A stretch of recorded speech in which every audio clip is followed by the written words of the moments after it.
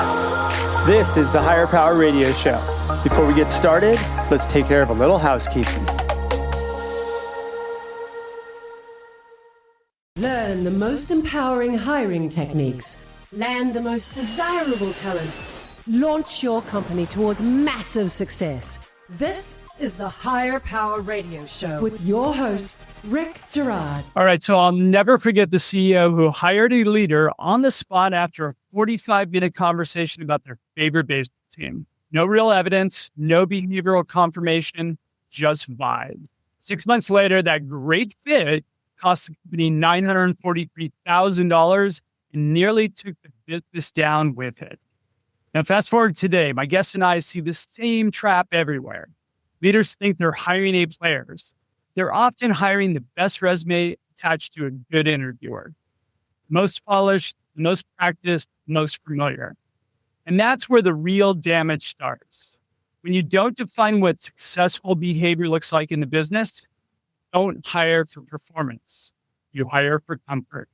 I'm Rick Girard, and welcome to the Higher Power Radio Show. We help entrepreneurs and executives win the biggest people. We do so by sharing insights from top-performing rebel entrepreneurs, game changers, and industry leaders like our guest today, Mr. Greg Cleary. Greg is the founder of Pinnacle Business Guides. Greg is a business coaching expert with over 20 years experience helping leadership teams achieve their goals. As the founder of Pinnacle Business Guides, a former certified scaling up coach, and a record-setting EOS implementer who's worked with over 500 companies. Greg knows exactly what it takes to build elite teams, and his mission is simple: to help his clients summit their business mountain with Pinnacle, which is what makes Greg the perfect expert for today's topic. Greg, welcome to the Higher Power Radio Show today. Thanks very much, Rick, for having me. Glad to be here. Oh, I'm so excited to have you. We had a conversation the other day, and I think we have the meeting of the minds. Not only do we both have great haircuts, but we both kind of see things similarly from a hiring perspective. I'm just going to throw it out there. Executives are terrible at hiring, right? The goal of this show is to really get them good at what they're doing. So let's talk about what you're seeing in your coaching practice that you're seeing over and over again with business leaders these days. So Rick, it begins with sometimes they think they can just give the key hiring to HR or somebody else, right? They try to outsource that and they think that's going to be a silver bullet. But the entire leadership team, right? They need to build their teams. Unless the CEO has an A-player suite, they're never going to go very far. So I think you've got to build the seat first. We call the results ownership chart. What are the results you want them to own? We really need to identify truly what is an A player that fits our values along those lines. And as you alluded to in the very beginning, most of them, terrible. They read a book or two and they think they're really good at hiring and they go with their gut hire. And, I love to ask people, ask those CEOs, ask those owners, even the small businesses, when's the worst hire you've ever made? And then stop and calculate how much did it cost you? And I bet you that hire about baseball cost a lot of money. And what's really funny is that bad hire that they made is usually the one they were the most confident about. That story that I just told is something I've told a bunch of times. And what's really funny is that CEO was so confident that that was his person that was going to crush it. Still hired him, still cost the company a lot of money. Where's the problem? Where's the root of the problem? Maybe that leads us to this Dunning-Kruger effect, about confidence, is that you learn a little bit about something and we are overconfident that we are now know a lot. AI, right? Hey, I took a class on AI. I know a lot about AI, or I read a book on hiring, and now I think I'm an expert on hiring type of thing. And the Dunning-Kruger effect is kind of like, first of all, Fight Club. You never talk about you're in Fight Club. The problem with the Dunning-Kruger effect is you don't know you're in the Dunning-Kruger club until someone brings it up and says, hey, you are literally on Mount Stupid, right? You read one book and you think now you're an expert. And what we've learned is the more you learn, the more you realize how little you know, right? So you read a book about interviewing. You've been doing this for years. You've written and done hundreds of these podcasts and you still learn, right? You still show up and you still learn about, hey, there's this thing called thread of reference check, or there's this other question here I should add or ask along the line. There's a differentiation though. You can learn by reading books or you can learn through practice and reading books. And if you're not practicing or building those muscles up, then that expertise really doesn't build over time. That's right. Harvey McKay would say practice makes perfect. And Brian Tracy would argue with Harvey and say, no. If you have a hook in your golf swing and go practice it, you're just going to have a better hook in your golf swing. Yeah. Perfect practice makes perfect. Like really get down what is a great interview. The first one on the phone, this first one in person, the second one, like what is great look like? What are those questions? And they're good when they literally stop the interviewee and they say, no one's ever asked me that before type of thing. And you kind of caught them off guard and they got to go and really give you a great answer on the spot. So practice doesn't make perfect practice. Getting a good framework and following the framework, Rick. That's very true. It's funny because you mentioned hiring skills over values. We run into that all the time. Everybody focuses on skills. They focus on our resume. This is the thing that drives me nuts the most. I used to recruit for tech companies and everybody is school snob, well, this person went to Berkeley and I went to Stanford, so I wouldn't hire anybody. I mean, it was just the most ridiculous thing. This person didn't go to a top 10 school. I'm like, well, even Stanford has a bottom 50%. So do you really want to hire bottom 50% when you can have a top 10% out of another school? There's these really silly things. And usually those are hurdles that a lot of people get stuck on. And it's because they're hiring for the skills or the perceived value of a resume as opposed to the values of the person. So, Rick, there's a very practical reason for that. And the practical reason that they interview for skills is you can see skills on a resume. They literally go down and it says, right, what are your certifications? What are your skills? And you go back to the schools that graduated from those schools and so on.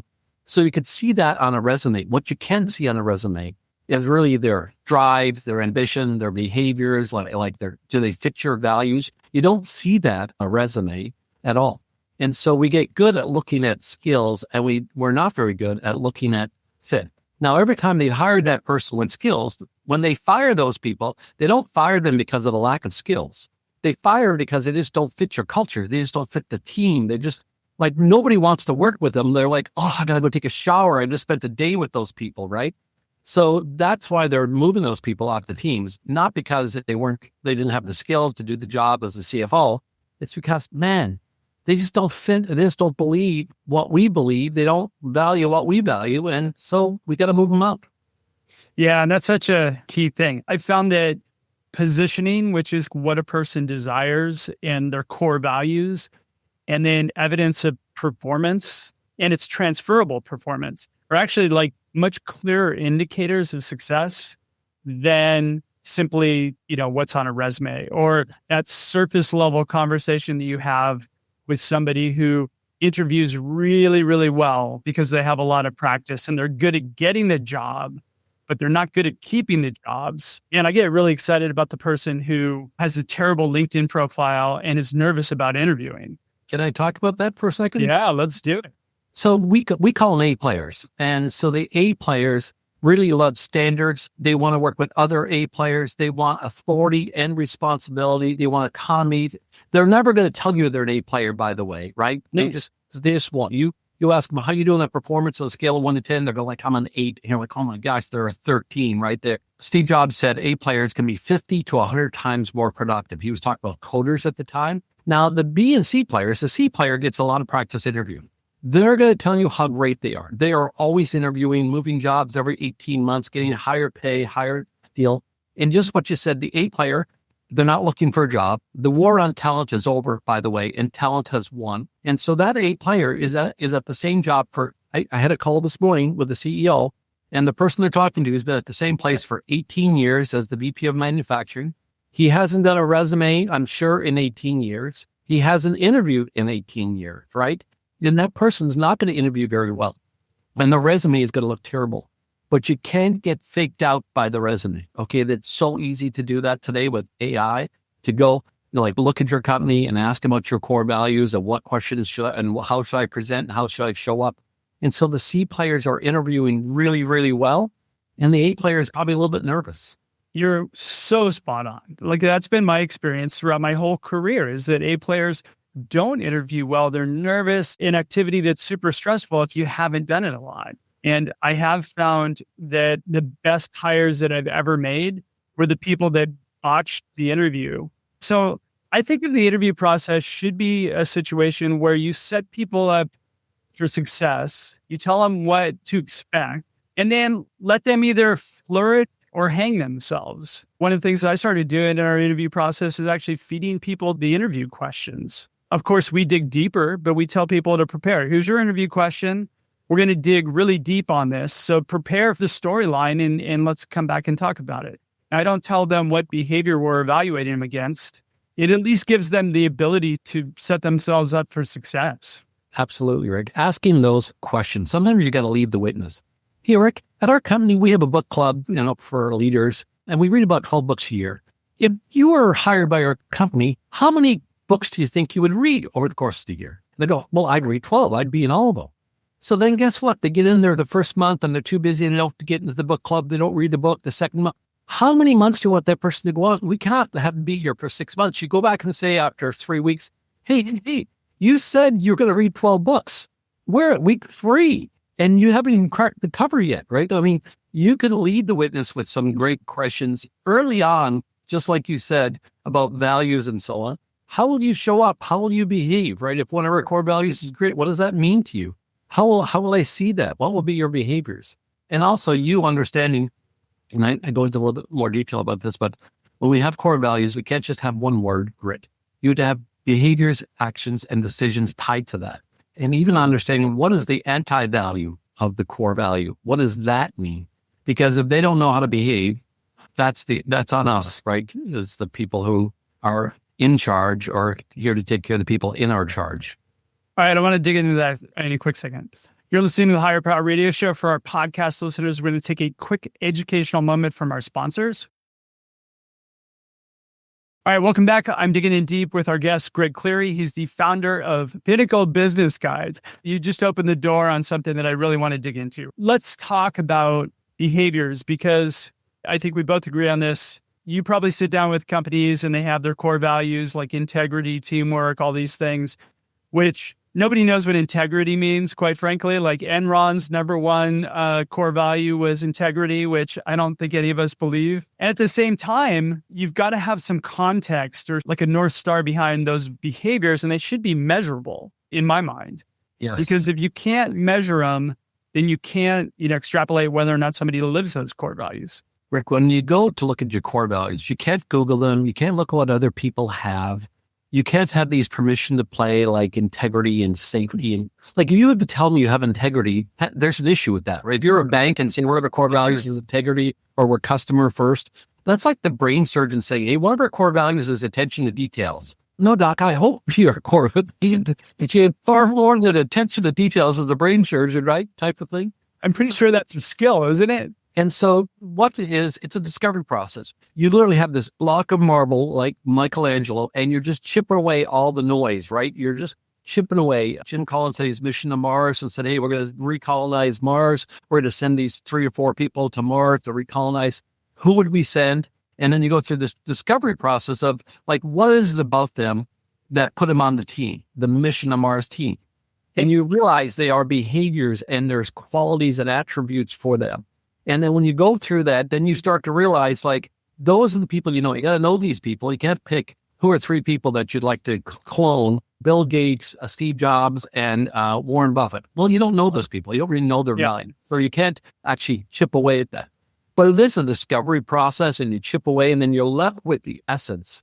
And then you have to bring the behaviors, the actions and decisions and examples and really bring that to life in your organization. And not just put them in granite up on the wall that no one pays attention to, which happens a lot, unfortunately.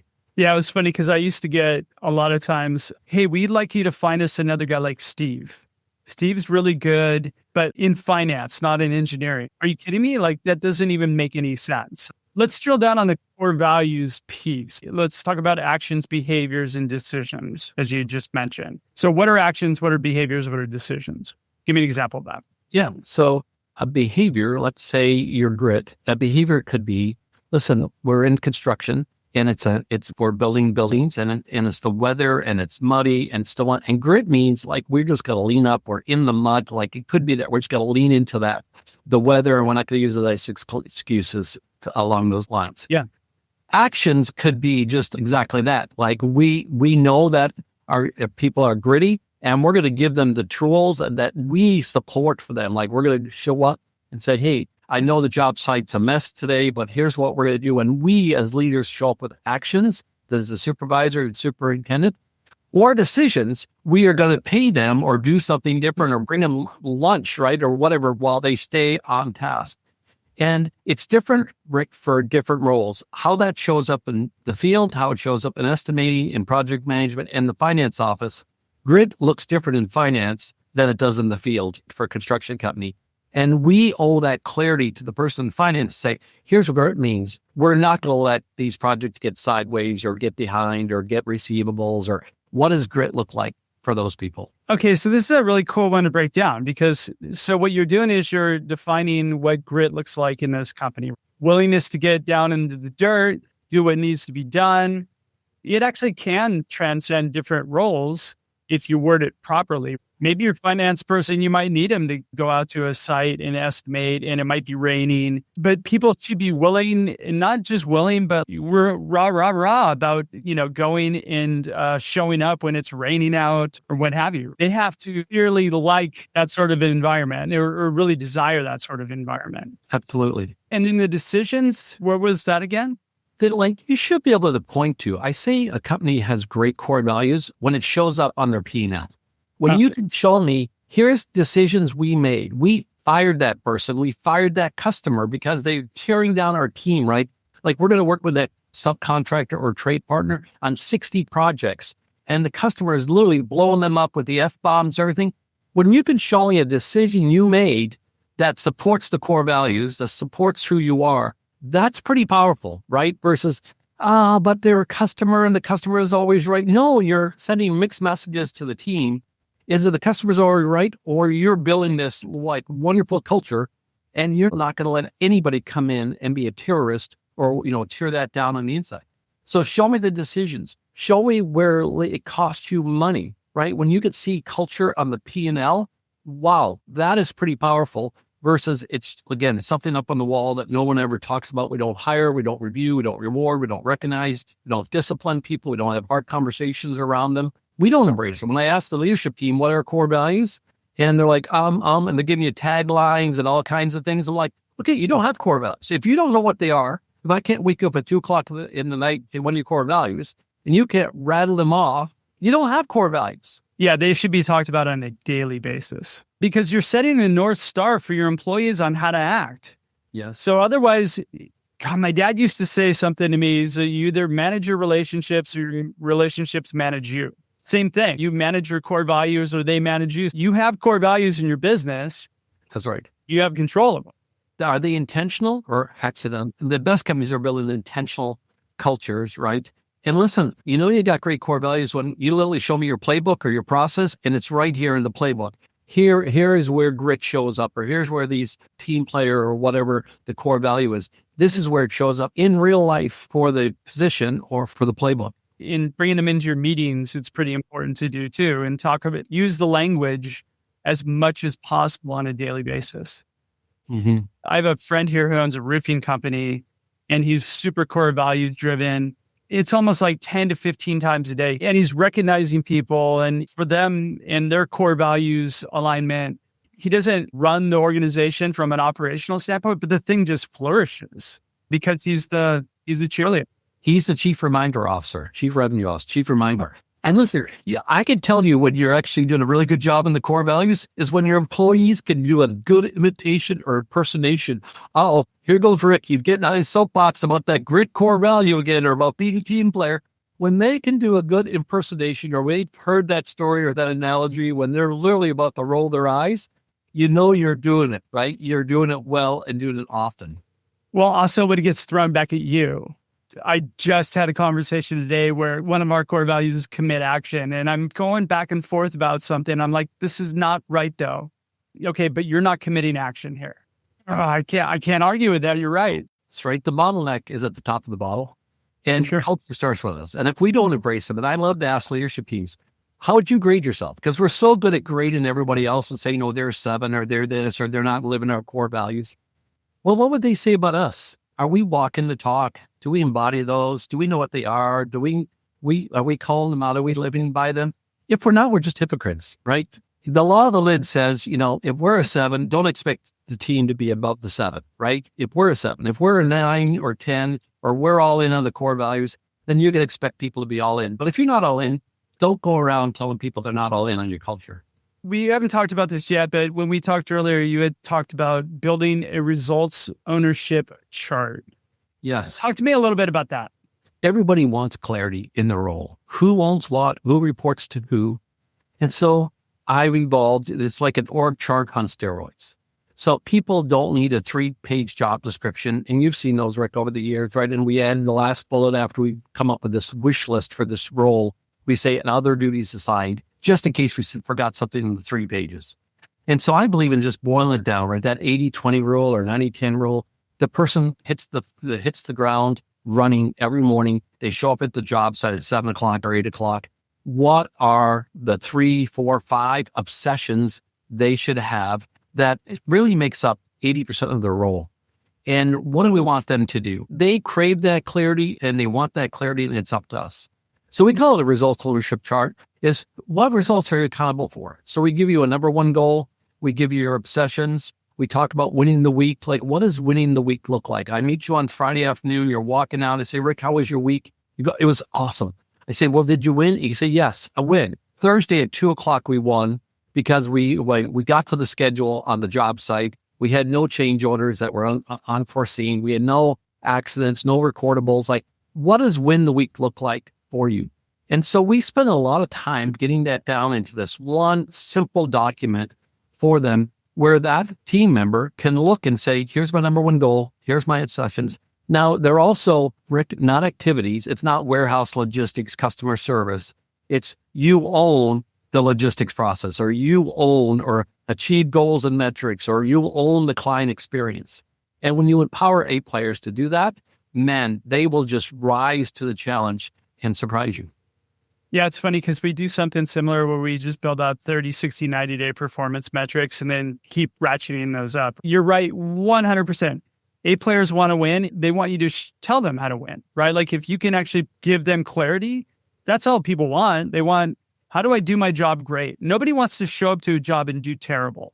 And again, I think job descriptions, that's what we set everybody up to do. The wish list thing drives me batshit crazy because nobody knows what any of it means. You and I both know it's all written for compliance and defensibility and not really anything else.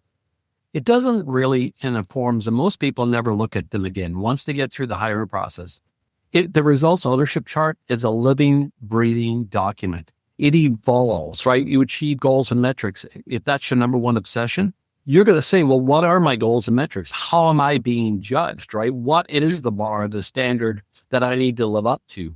And standards, clarity, numbers versus anecdotal, right? They don't like the attaboys. Like, they want to know exactly, where do I need to be? Where should I be? Am I ahead or behind?